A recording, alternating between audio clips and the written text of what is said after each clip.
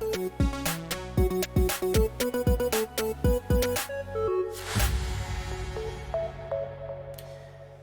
morning, good afternoon, good evening, and good night. Welcome to the Erin Molan Show, wherever you are watching or listening from around the world. It is so wonderful to have your company.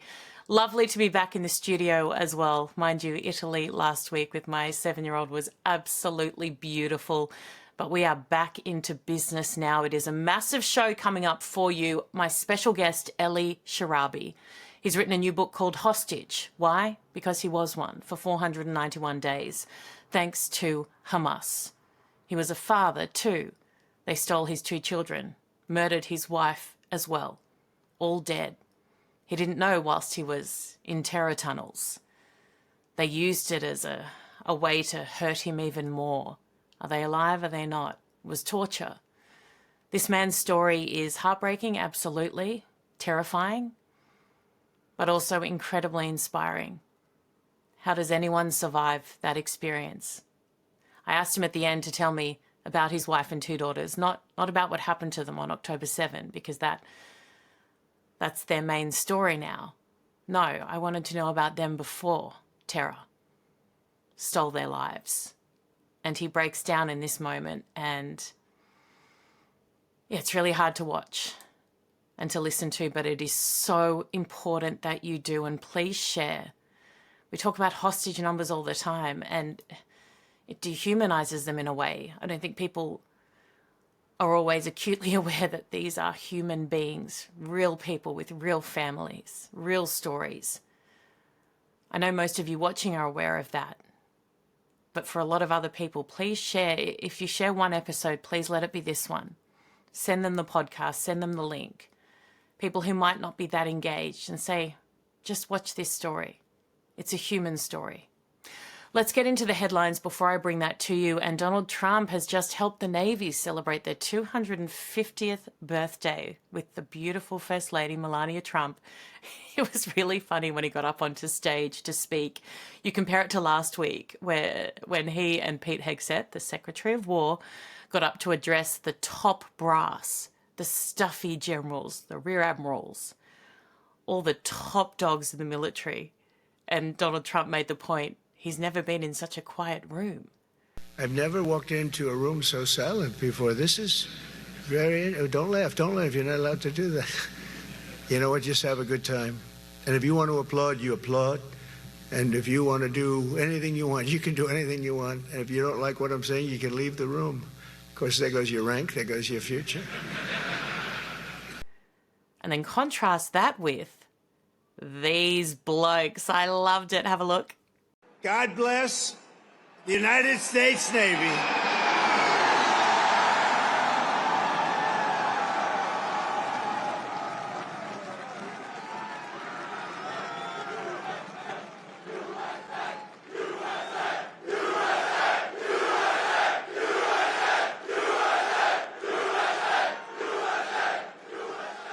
Well, that was good timing, wasn't it? We had to get that right. I said blokes, but just want to make very clear that I'm also referring to the women in the Navy, because women are allowed to serve as well. Just in case anyone was considering trying to cancel me. Mind you, it's kind of hard to cancel someone who works solely for themselves. So good luck with that. I want you to listen to this next part really carefully, and then I'm going to come back with my thoughts. But have a listen to what he says here. These are a couple of bits put together. This is Trump at the Navy's 250th birthday party. It's called the United States Navy, and there's nothing in the world like it. Nothing, not even close. You read stories, they don't have it. Let me tell you, we check it closely. We check it closely. The submariners, and they are brave. The most lethal weapon in the world, I will tell you, nobody knows where it is, and what it carries is nothing that carries weaponry like that. And we're 25 years ahead of any other country when it comes to submarines. Nobody's even close.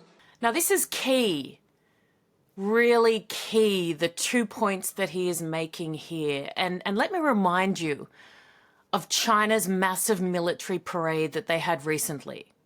Huge show of strength. I was looking at a lot of different bits of commentary post that parade, and a lot of experts, including ones that I respect, whom I respect immensely, made the point that China's military essentially beeps all over America's in terms of their capability, their equipment, their technology.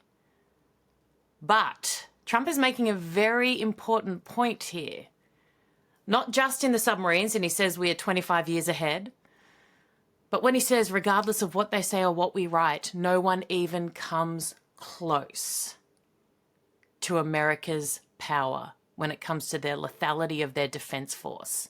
Really key. Even people like General Jack Keane, I remember a couple of years ago saying that China's military capability right now would beat America in a one-on-one war. So Trump is making it very clear here, you may not know what we have. You don't see it all. We don't put it all out there on display like maybe some of the others do. But don't for a second think we don't have it. And don't for a second think that we are lagging behind. So this is a really key point that will be picked up clearly by China and all of the different governments around the world who wish America harm or who would rather replace them as top dog in the world order, as we know the Chinese Communist Party and Xi Jinping do want to very badly. So that to me is key. It's so interesting. Everything on the world stage is always aimed at someone. And that was aimed specifically, not just at Xi Jinping and the Chinese Communist Party, but at all those who buy into what they're trying to sell, which is complete dominance and capability and the willingness to use it. Very clever by Donald Trump, the US president. Now to Gaza, he's put out a post on Truth Social saying that talks are going well, that they will continue in Egypt today, Monday. He's also referenced that solving his 8th conflict is very close, and that was during that same talk at the Navy birthday party. He said they're very close, but he doesn't want to say anything too much until deal is done. He then followed up this truth statement with something else on his social media account, and he said, all in capital letters, time is of the essence or massive bloodshed will follow, something that nobody wants to see. Now that's interesting. That doesn't strike me as something you would say if you're incredibly confident that things are going really, really well and we're about to see a deal done. That is something that is reminding Hamas and Qatar and the Iranian regime and all those who fund and support the terrorists that bloodshed is coming, or that he wants them to think that it is. So that to me doesn't reassure me. That makes me think we're potentially further away than they would like us to think. So keep that in mind as well. Secretary of State Marco Rubio, consistently brilliant, not just in this space, everywhere. He's my absolute favourite in the Trump administration. He was on American TV and, of course, was pushed on recognition of a Palestinian state because, of course, that should be the priority right now when there are terrorists holding hostages in tunnels still, murdering their own people, in charge and in power in Gaza. That is what the focus should be. Come on. But look at how Rubio handles himself. We've always said that if there's going to be a two-state solution, it has to be negotiated with Israel. It has to make sure that Israel's security is taken into account. And so I would argue that I wouldn't say this is a new policy position. What I would say is you want to be able to have in Gaza a place. Israel has no interest in governing Gaza. They want to turn it over to somebody, some organization that will govern it, that will not build tunnels and sponsor terrorism and come across the line and kidnap, rape, and murder Israelis. That's who they want to turn it over to. And right now that doesn't exist. That has to be built. But, Mr. Secretary, in terms of where the administration stands, yes or no, does the Trump administration support That's not a yes or no question. Statehood? That's a process. No, but that's not a yes or no question. That's a process. Ultimately, at the end of the day, we've always said this has been the consistent position of this administration, of myself, and of a lot of people that have watched this for a very long time. In order for that aspiration to even be credible, it has to be realistic. We can't have a Palestinian state that's governed by Hamas or by some terrorist organization whose stated purpose for existence is the destruction of the Jewish state. That would never work. Until Gaza is governed by people that are not interested in destroying Israel, until there are no security threats emanating against Israel from Gaza, forget about statehood, you're not going to have peace. So we have to create the conditions for that.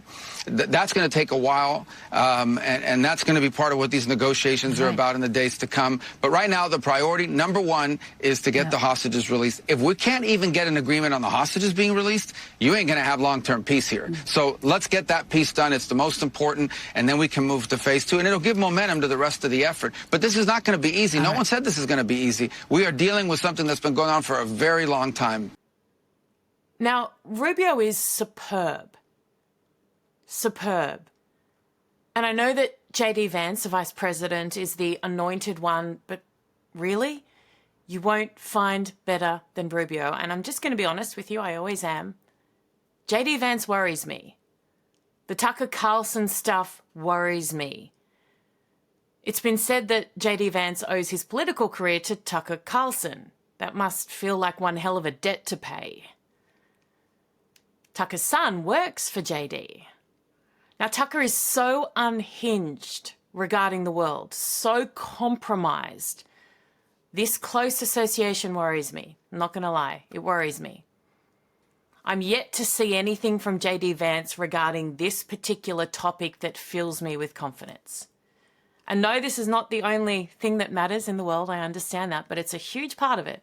It's a huge part of it. And the way that I judge people is based on their values, their morals, the standard in which they will accept, particularly if they're a public figure. It's a different thing. If you're a private person and you choose not to speak out on something or hold someone to account, that's up to you.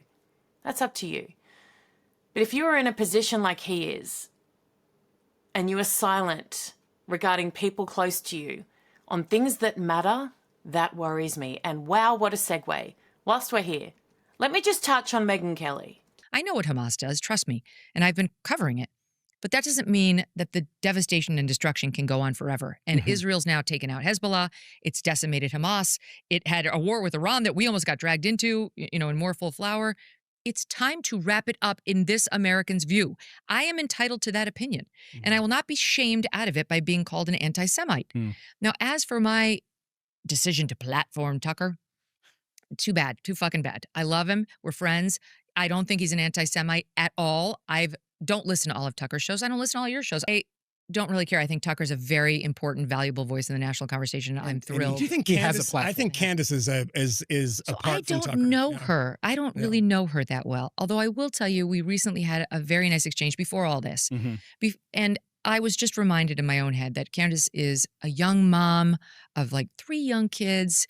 She's under a lot of pressure. She's got a big show. She's been under attack since she came onto the public airwaves, and she's been under attack constantly. And it's my prerogative if I say to myself, that is not someone I wish to attack. I do not feel that way. I don't want to do it. And I felt this way. And now that people have made my attacking her the stakes of my relationship with whatever person is saying this, I'm going to have to say goodbye to that person. I won't do it. I think now it's like a point of pride. It's literally the same thing as the BLM folks trying to make you raise your fist. I think the answer is no. And I'm going to keep it really, really simple for everyone. I couldn't care less if she calls out Tucker Carlson or Candace Owens. I don't need her reassurance that they are unhinged, that they are compromised. They're both, without any doubt. But what I will call out, because that's my right as much as it's her right not to do so, is her complete, total and utter hypocrisy. Your battle, you say, Megyn, is only with the left. Well, that's ridiculous. It should be against evil from wherever it rears its ugly head. You can't accept something on your side and condemn it on the other. You can't. It doesn't work that way. It's blatant double standards. You say you want Israel to wrap it up. It's time to wrap up the war, you say to Israel. Like they are the ones holding out. Would you leave your loved ones in a tunnel? Would you leave terrorists living on their doorstep? I wouldn't. And it's kind of not up to Israel regarding when this war ends. And you used to know that, and you used to say that, by the way. Someone challenging you on a position when you are a public commentator You say that makes you want to clamp down on it. That makes you sound like a petulant child. So you're going to just lock in something because someone is pushing you to explain or to rethink. So rather than reflect on it or engage, or if you truly believe in it, attempt to back it up with logical reasoning. Why wouldn't you robustly debate and defend a position that you believe in rather than say, well, you trying to get me to go the other way makes me want to stay here even more? I mean, you've always condemned that kind of thinking. The way you're acting now is the opposite of what you have expected and tolerated from others the vast majority of your career. You have attacked people for their silence, for being complicit, for being hypocrites, which is wonderful, by the way, so you should, as long as you practice what you preach. So again, I say, stay silent on Tucker and Candace. Could not care less. Sing their praises. Anoint them heroes for all I care. You do you. But don't ever again preach to be any kind of voice for truth, accountability, consistency, or courage. Because you ain't anymore.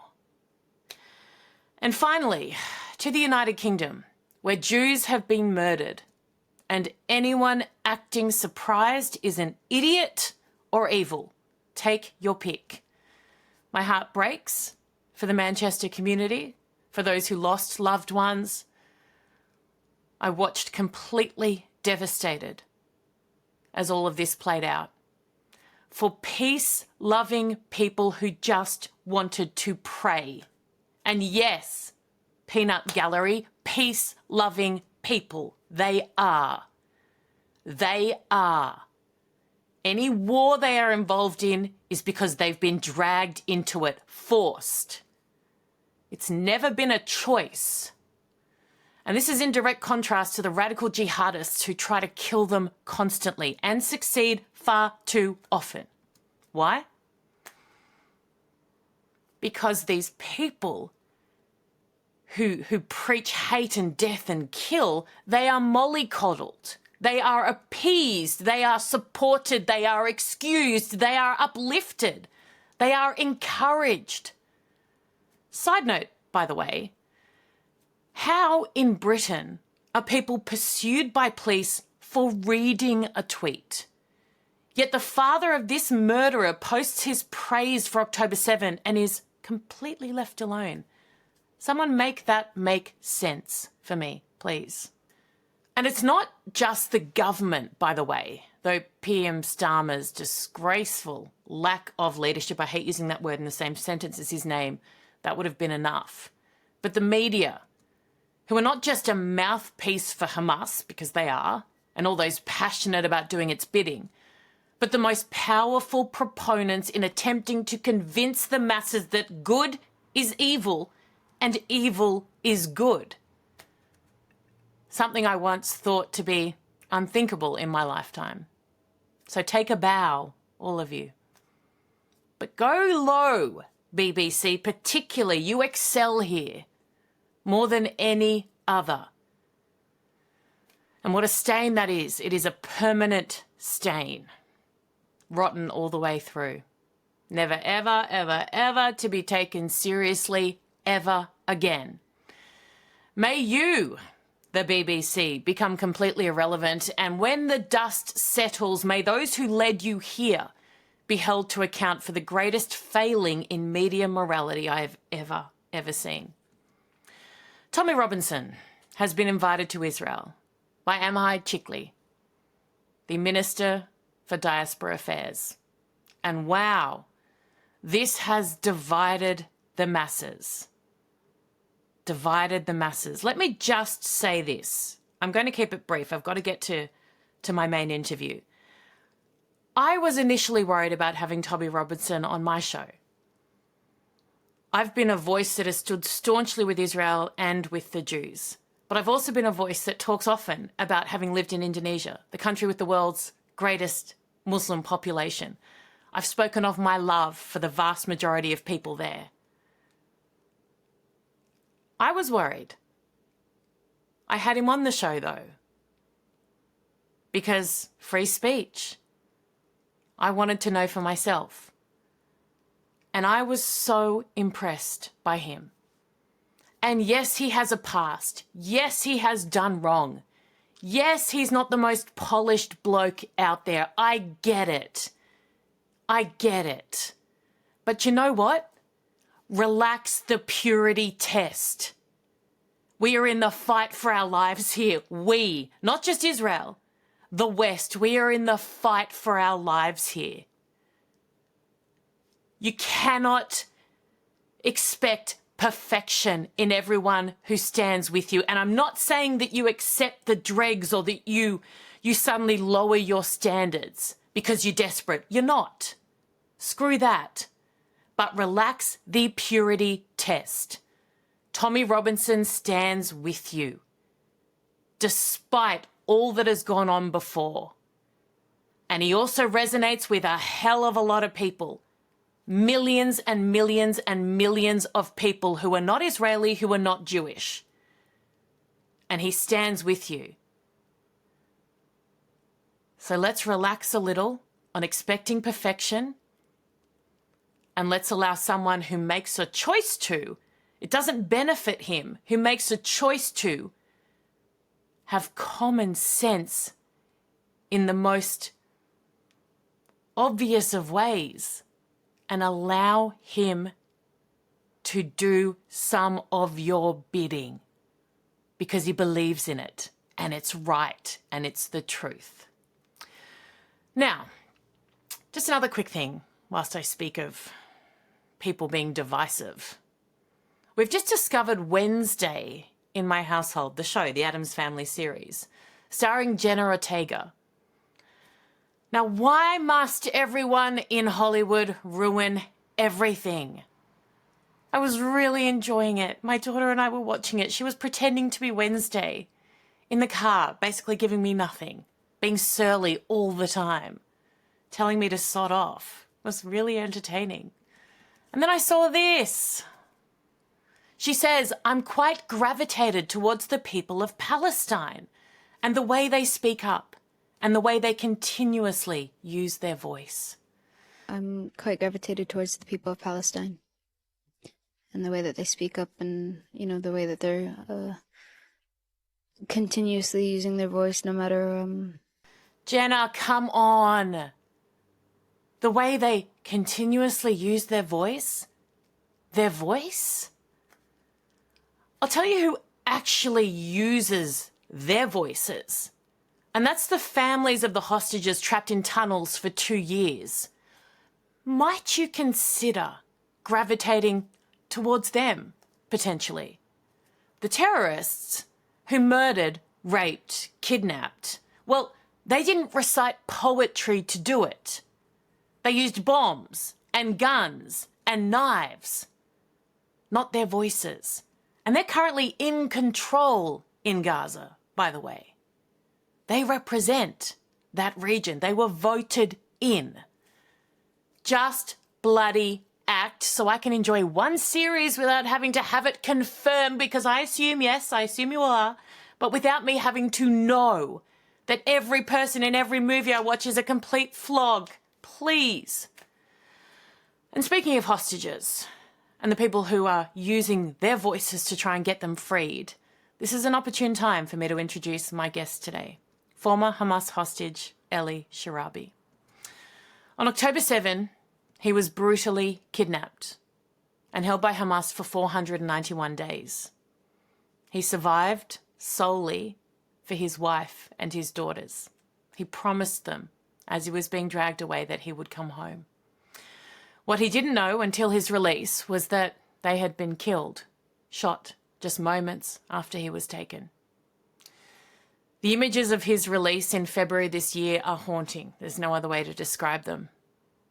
Malnourished, paraded on stage. The cruelty was hard to fathom, even from these people, even from terrorists. This is his story in his words.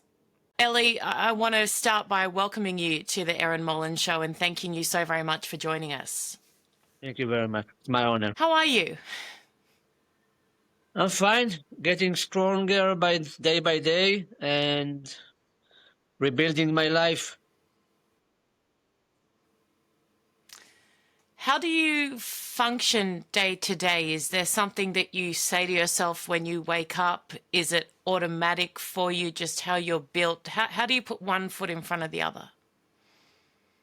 Well, first of all, I love life, and I don't think I have the privilege to stay in bed all day and cry for what happened to me, because my family, my brothers, sisters, my mom, my friends, loads of Israelis fought for me for 491 days. So I don't think I can let them down and be broken. Second, I'm really grateful for my second chance. I'm very lucky to be alive. I'm very lucky to be free. So I'm grateful every day. Your book, it throws you right in. It is, I couldn't put it down, and you feel like you're there. Can you take my audience to that moment? And I understand how difficult that is and will be. I don't know if it is, actually. I'm making assumptions. But when you first were woken up to the alert on that morning.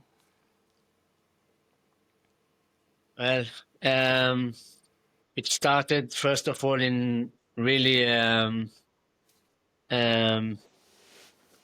awful ceremony of Hamas, of 15 minutes of Q&A that day.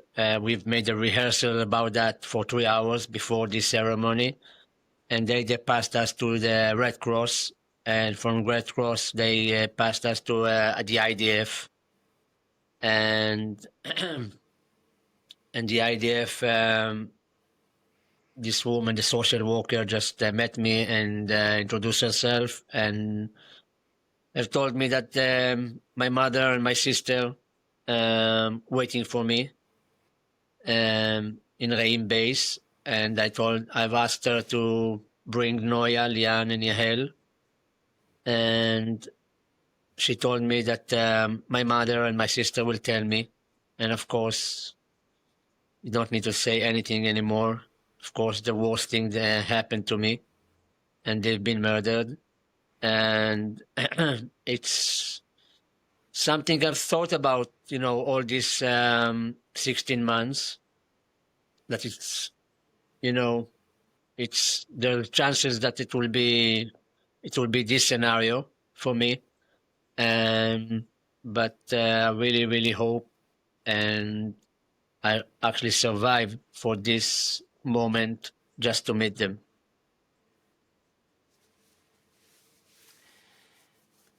They would have kept you going, no doubt, every single day that you were in captivity.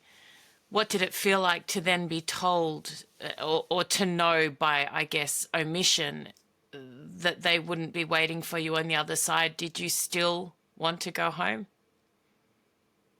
Well, I'm sure it would have been very tough for me. I'm glad that I didn't know until they released me, because it was the main goal for me to make my promise to my daughters that on that morning of October 7th, that I shouted them, I'll come back for them.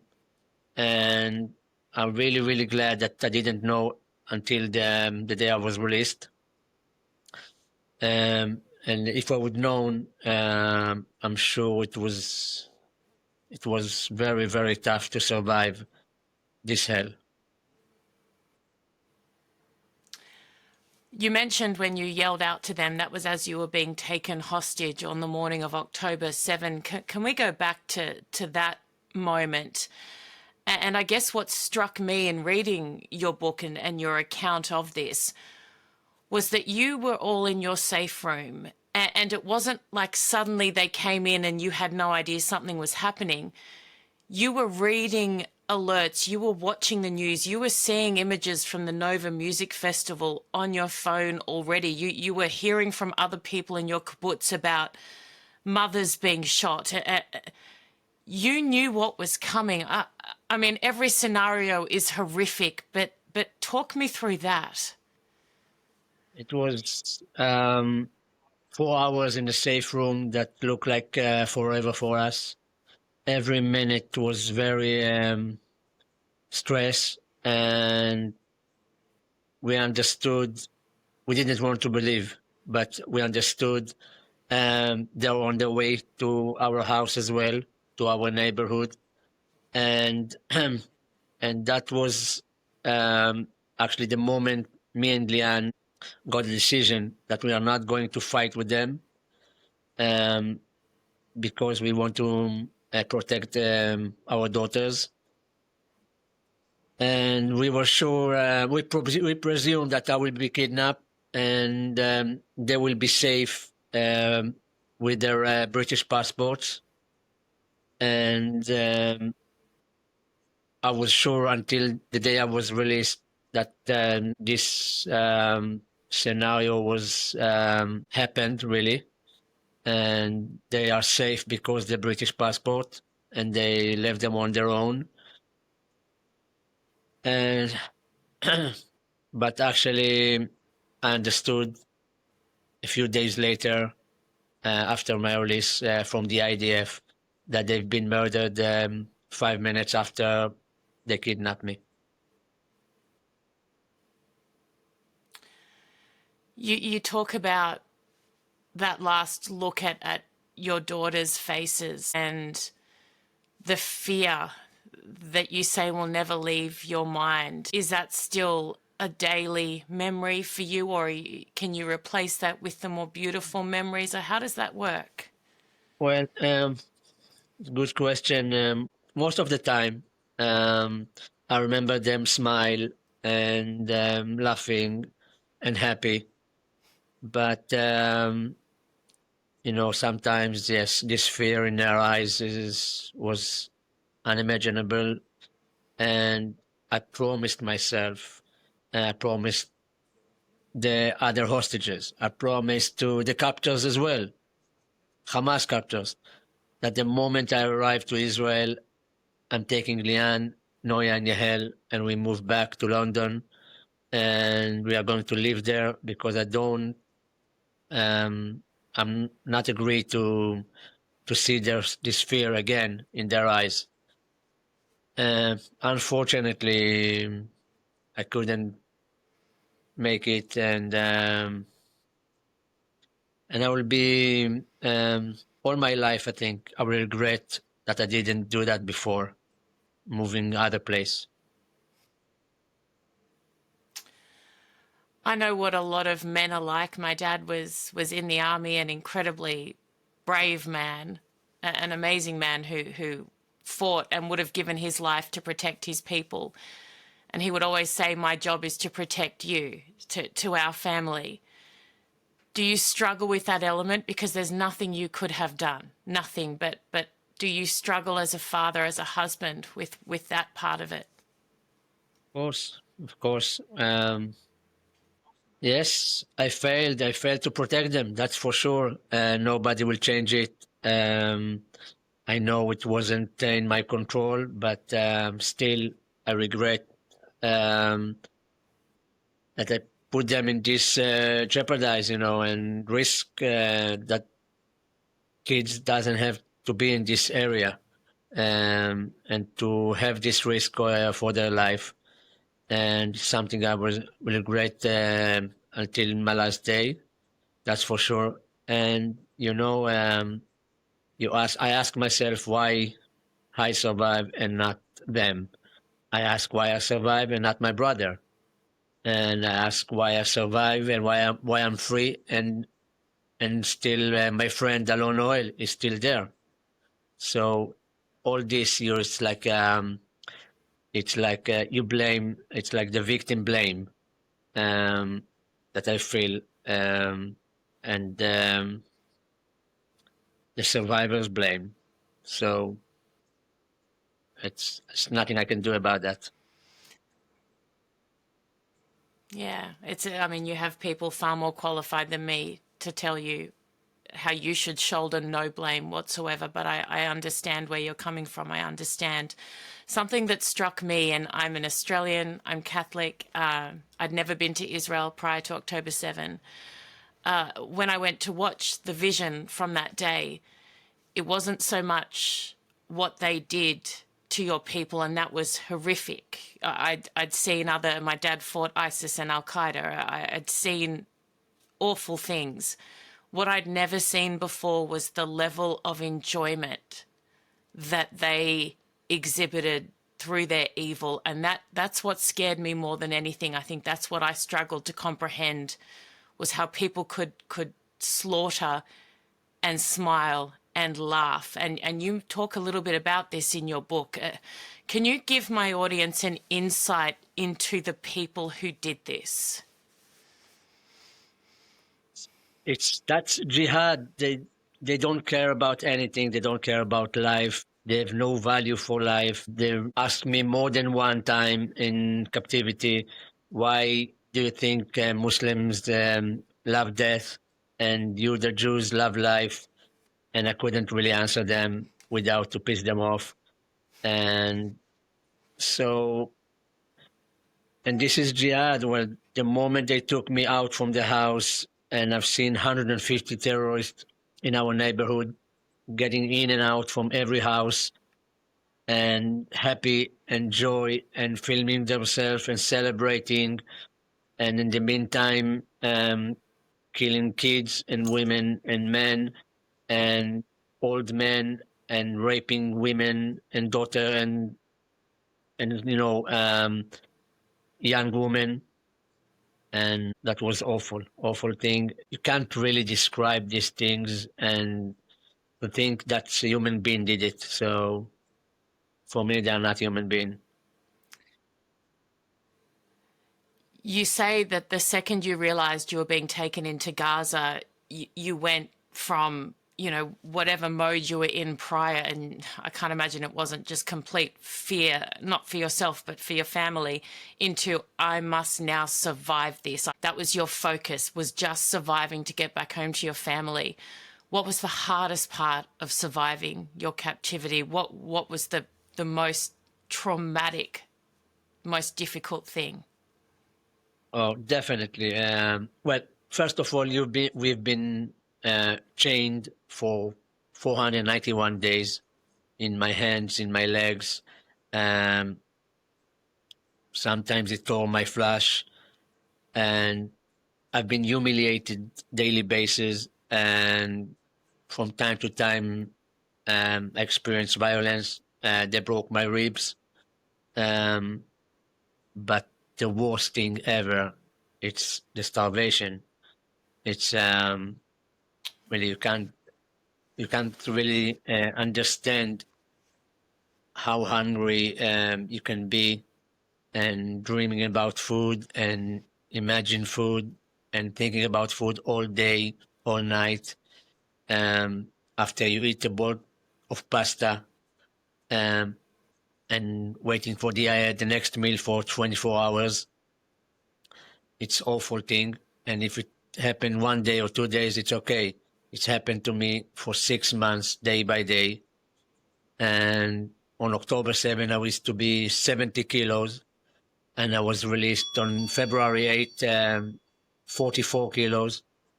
And that was really unbearable, to be that hungry. Did it permanently damage your body, your organs? Do they know yet? No, I remember in the hospital they've done so many checks. They didn't believe of my how my body is 0% of fat. I think a marathon or Ironman have 9 or 10% fat in their bodies. I had 0, and I have nothing left of muscles almost, but all the organs was perfect. So they couldn't understand that, and and they've done so many checks. It was amazing. So again and again, my heart and my lungs and everything, and they said they didn't see anything like it before. But thanks, to God, I'm fine. I recovered physically. I'm training every day. I'm eating. I'm happy. So You're all good. amazing. What is your relationship like now with food? And I know that might seem like a ridiculous question given, what else you've gone through. But I as a woman who goes, how is it? Has it changed? Well, first of all, lots of people ask me this question, and I'm eating regularly, and I don't have any crave about something, or I'm not avoiding him from food that I used to eat in Gaza. So I'm fine. I'm fine. Just normal. Everything is normal, really. Everything is normal, and I've gained, 20 kilos more now. So I'm 64 kilos. Wow. And it's more than enough. I'm training, and I'm fine. Amazing, amazing. Did you understand whilst you were in captivity that the world had gone completely batshit crazy when it had come to this issue, that somehow, and I will never be able to understand it, somehow you were no longer a victim. The people who had taken you and slaughtered your people had become the poster children for the West. Did you have any comprehension whilst you were in captivity? Well, we didn't, me and the other hostages, we didn't watch any news. We didn't, we haven't been exposed to any, not television, not radio, not anything. Everything we knew is from our captors. I understood Arabic, so I could hear them speaking between themselves after they watched the news. And from there, we knew what's happening outside. You can't really imagine how, from October 7, these people that came and slaughtered many, many people in Israel become the victims in the world. That's something I can't understand. That's shocked me every time. I'm trying to speak about this thing anywhere in the world. It was in United States, in United Kingdom, every Jewish community I've arrived, in Australia, of course, and I meet, people from governments and politicians and parliament members, and I'm trying to speak about these things. I want to ask you about the politician and the political side. I saw you met with our foreign minister, our deputy prime minister. I saw, you go to the UK, your wife and daughters were British citizens. Is it difficult for you to meet with people that you might perceive, and this is, I perceive them to have let your people down incredibly badly with rewarding a Palestinian state for the actions of October 7. And I don't expect you to get into any of this if you don't want to. But is it hard to meet face to face with people when you're aware of their actions in the past and actions that you may disagree with vehemently? I understand that I'm not agree with everybody. I understand that, but I keep saying to these people, to these politicians and parliament members and prime minister everywhere, you don't have to agree with Israeli policy. I'm not sure I agree all the time. I'm not sure all the citizens in Israel agree all the time, but you cannot forget who's the bad guy and who's the good guy. You cannot forget what they've done. And it actually says, especially to UK and Australia parliament members, I don't expect you care about me as Israeli, okay? But my wife and my daughters was British citizens. Do you care about them? That's what I say to them all the time. So I expect from you to care about them. And you have the responsibility to have a stronger voice against anti-Semitism.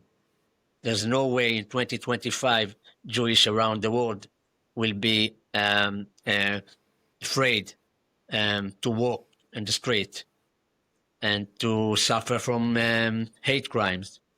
So it's unacceptable, really. Has anyone in politics refused to meet with you that really disappointed you? No, not really. Everybody met with me, and I appreciate their time. I can't say that everybody react the same, or I've seen a genuine react from all of them. But I appreciate the time, and I appreciate they listen. And I'm doing what I can. I do my best for this awareness. Donald Trump, tell me about him. Donald Trump is President Trump is special, a special character. I had really a great experience in the West Wing with him and with Mr. Witkoff, and I thank them, and I'm actually very, very grateful for them that they secure my release. I know they had great influence about this deal that I was released, and I just asked them to continue to finish the job and to release all the other 48 hostages that remain in Gaza Strip at that moment. And among them is my brother, Yossi, and my friend, Alon Noel, and I really want to see them back soon. What do you say to people watching who might not live and breathe this like you do, because it's your life, like I do because I care so deeply, but most people are busy. We feel far away in different countries. What would you say to them? How can they help you get your hostages and people home? Because I know that's what motivates this. I know that's why you're doing all of this. Since I was released and I was exposed to what Am Israel and the Jewish communities around the world did for the state of Israel and the Israelis, and did for the awareness about the hostages and welcome and support the hostage families, it was very, very moving for me. I'm grateful to these people. I want to say thank you personally to each one of them, and just to keep what they're doing, the solidarity they shows with the Israelis, it's amazing, and for me it's everything, really. Thank you very much. But that's beautiful. I'd like to end today's conversation. Someone told me my dad passed away a couple of years ago, and he was my favorite person in the world. And you know, I was very blessed. I had him for over 70 years. But someone said to me, people die twice, once when they take their final breath, and the second time when you stop saying their name. I always get so emotional talking about him. So I'd love, if you wouldn't mind, to end this conversation, I'd love you to say the name of your wife and your 2 daughters and your brother, and just your favorite thing about each of them, so that we can get to know not them that on October 7 that, you know, were brutally killed in the way they were, but the people you loved. My wife, Liane, British, very proud British woman, loved to read and singing, and her voice, just to hear it again. Yes, she used to sing in Barry's ceremonies and the evenings, and she was amazing, especially with Amy Winehouse and Adele songs. And Noya, Adele. Yes, Noya, my oldest daughter, she was great.